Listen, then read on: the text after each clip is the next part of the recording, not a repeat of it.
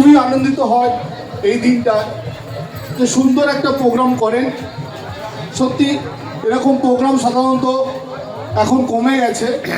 তো যাই হোক, আমি সৃষ্টির কর্মকর্তাদের উদ্দেশ্য জানাই যে তারা এত সুন্দর একটা প্রোগ্রাম করছে, তাদেরকে ধন্যবাদ জানাই। তারা যেন আগামী বছরও এরকম প্রোগ্রাম করতে পারে। এবং আমরা আমি চাম্পাহাটি নয়জন ফুটবল ক্লাবের সভাপতি, এবং আগামী দিনও এই স্টেজের উপরে আমাদের একটা রক্তদান শিবিরের আয়োজন করা আছে, এবং এখানেই সেই রক্তদান শিবির হবে, স্বেচ্ছায় রক্তদান শিবির।